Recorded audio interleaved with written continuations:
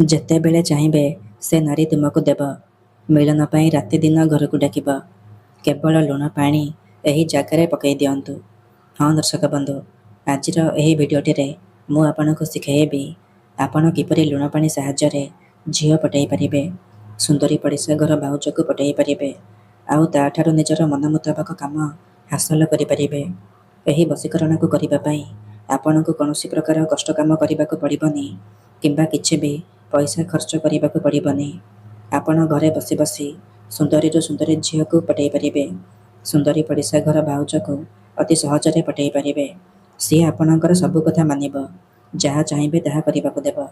କେବଳ ଆପଣଙ୍କୁ ଲୁଣ ପାଣି ଏହି ଜାଗାରେ ଢାଳିବାର ଅଛି। ତାପରେ ଦେଖିବେ ଯେଉଁ ଝିଅ ଆପଣଙ୍କୁ ଭାଉ ଦେଉନଥିଲା ସେ ଝିଅ ନିଜେ ଆସି ଆପଣଙ୍କ ସହିତ କଥା ହେବ ଆଉ ଆପଣଙ୍କୁ ଭଲ ପାଉଛି ବୋଲି କହିବ।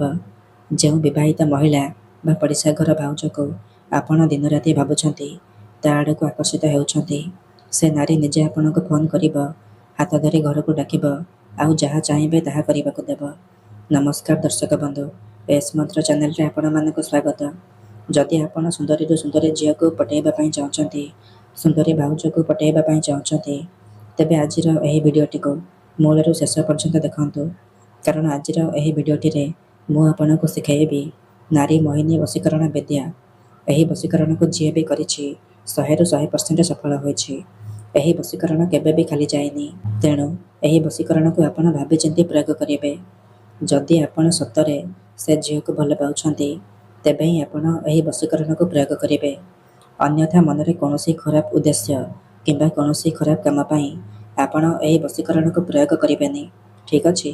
କାହିଁକିନା ଏହି ବଶୀକରଣ ଏତେ ଶକ୍ତିଶାଳୀ କି ଯେଉଁ ଝିଅ ବା ମହିଳା ଉପରେ ଆପଣ ଏହି ବଶୀକରଣକୁ ପ୍ରୟୋଗ କରିଦେବେ, ସିଏ ସେହି ସମୟଠାରୁ ଆପଣଙ୍କର ଗୋଲାମୀ କରିବ, ଆପଣଙ୍କର ଇସାରାରେ ନାଚିବ।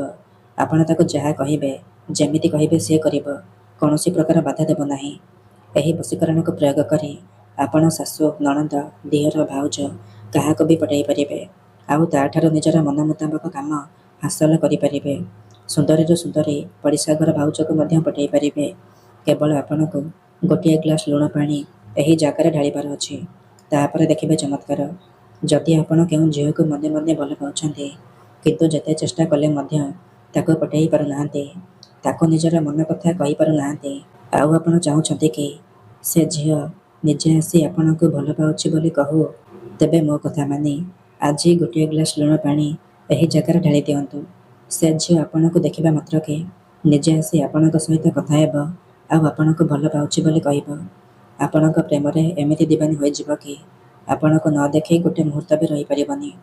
ତେବେ ଏହି ବଶୀକରଣ କରିବା ସବୁଠାରୁ ସହଜ। ଏହାକୁ ଆପଣ କିପରି କରିବେ, କେମିତି କରିବେ, ଏହାର ପ୍ରୟୋଗ ବିଧି କ'ଣ, ମୁଁ ଆପଣଙ୍କୁ ଶିଖାଇବି। ସମ୍ପୂର୍ଣ୍ଣ ପ୍ରୟୋଗ ବିଧି ଠିକ୍ ଭାବରେ ଶିଖାଇବି। ଜାଣିବା ପାଇଁ ଆପଣ ଭିଡ଼ିଓଟିକୁ ମୂଳରୁ ଶେଷ ପର୍ଯ୍ୟନ୍ତ ପୁରା ଧ୍ୟାନର ସହିତ ଦେଖନ୍ତୁ। ବିଧିଟି ଜାଣିବା ପୂର୍ବରୁ ଯଦି ଆପଣ ଆମ ଚ୍ୟାନେଲକୁ ପ୍ରଥମ ଥର ପାଇଁ ଆସିଛନ୍ତି, ତେବେ ଦୟାକରି ଚ୍ୟାନେଲକୁ ସବସ୍କ୍ରାଇବ୍ କରି ପାଖରେ ଥିବା ବେଲ୍ର ଆଇକନ୍କୁ ମଧ୍ୟ ଦବାଇ ଦିଅନ୍ତୁ, ଯାହାଦ୍ୱାରା ଆମେ ଯେଉଁ ବି ଭିଡ଼ିଓ ଅପଲୋଡ଼ କରିବୁ ସର୍ବପ୍ରଥମେ ଆପଣ ଦେଖିପାରିବେ ଆଉ ତା'ର ଲାଭ ପାଇପାରିବେ। ମନେ ରଖନ୍ତୁ, ଏହି ବଶୀକରଣ ବିଧିକୁ ଆପଣ କେବଳ ଶୁକ୍ରବାର ଦିନ କରିପାରିବେ। ରାତିରେ ଶୋଇବା ପୂର୍ବରୁ କରିବେ। ବିଧିଟି କରିବା ପୂର୍ବରୁ ଭଲ ଭାବରେ ହାତ, ଗୋଡ଼, ମୁହଁ ଧୋଇକି ସଫା ବସ୍ତ୍ର ପିନ୍ଧିକି ଆପଣ ଏହି ବଶୀକରଣକୁ ଆରମ୍ଭ କରିବେ। ପ୍ରଥମେ ଆପଣ କ'ଣ କରିବେ, ଗୋଟିଏ ଗ୍ଲାସ୍ ପାଣି ଆଣିବେ ଆଉ ଅଳ୍ପ ଟିକେ ଲୁଣ ଆଣିବେ। ତାପରେ କୌଣସି ଏକ ଜାଗାରେ ନାଲି ରଙ୍ଗର ଆସନ ପକାଇକି ଚୁପଚାପ ବସି ପଡ଼ିବେ। ତାପରେ ପାଣି ଗ୍ଲାସ୍କୁ ନିଜର ସାମ୍ନାରେ ରଖିବେ ଆଉ ଯେଉଁ ଲୁଣ ଆଣିଛନ୍ତି ସେ ଲୁଣରୁ ଅଳ୍ପ ଟିକେ ଲୁଣ ଡାହାଣ ହାତରେ ଧରିବେ। ତାପରେ ଆଖି ବନ୍ଦ କରିକି ସେଇ ଝିଅ ବା ମହିଳାକୁ ମନେ ମନେ ଭାବିବେ, ତା'ର ମୁହଁକୁ ମନରେ ଭାବିବେ। ତାପରେ ଏହି ମନ୍ତ୍ରକୁ ଗୋଟିଏ ଥର ପଢ଼ିବେ, ଲବଣ ଶକ୍ତି ଆକର୍ଷଣମ୍ ଆମୁକମ୍ ତୀବ୍ର ବଶୀଭୂତମ୍। ଏହି ମନ୍ତ୍ରକୁ ଆପଣ ଗୋଟିଏ ଥର ପଢ଼ିବେ। ଏଠାରେ ଆମୁକମ୍ ଜାଗାରେ ଆପଣ ସେଇ ଝିଅ ବା ମହିଳାର ନାମ କହିବେ ଯାହାକୁ ଆପଣ ପଟାଇବା ପାଇଁ ଚାହୁଁଛନ୍ତି। ଠିକ୍ ଅଛି? ତାପରେ ଲୁଣକୁ ପାଣି ଗ୍ଲାସ୍ରେ ପକାଇଦେବେ।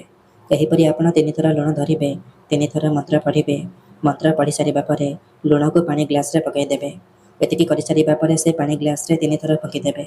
ତାପରେ ସେ ପାଣି ଗ୍ଲାସ୍କୁ ଖଟ ତଳେ ରଖିକି ଆପଣ ଶୋଇପଡ଼ିବେ।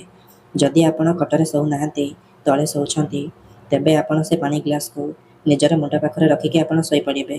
ସକାଳୁ ଉଠିବା ମାତ୍ରକେ ଆପଣ କ'ଣ କରିବେ, ସେ ଲୁଣ ପାଣିର ଗ୍ଲାସ୍କୁ ନେଇକି ନିଜର ଘର ସାମ୍ନାରେ ଢାଳିଦେବେ। ଗ୍ୟାରେଣ୍ଟି ଦେଉଛି ଏହି ବଶୀକରଣ କରିଦିଅନ୍ତୁ। ସେ ଝିଅ ବା ବିବାହିତ ମହିଳା ଆପଣଙ୍କ ପ୍ରେମରେ ଦିବାନୀ ହୋଇଯିବ। ଯାହା ଚାହିଁବେ ତାହା କରିବାକୁ ଦେବ। ଧନ୍ୟବାଦ। ଯଦି ଆପଣମାନେ ଆମେ ବତାଉଥିବା ବଶୀକରଣ ବିଧିକୁ ଠିକ୍ରେ ପ୍ରୟୋଗ କରିପାରୁନାହାନ୍ତି, ତେବେ ତଳେ ଦିଆଯାଇଥିବା ନମ୍ବରରେ ଆମ ସହ ଯୋଗାଯୋଗ କରନ୍ତୁ।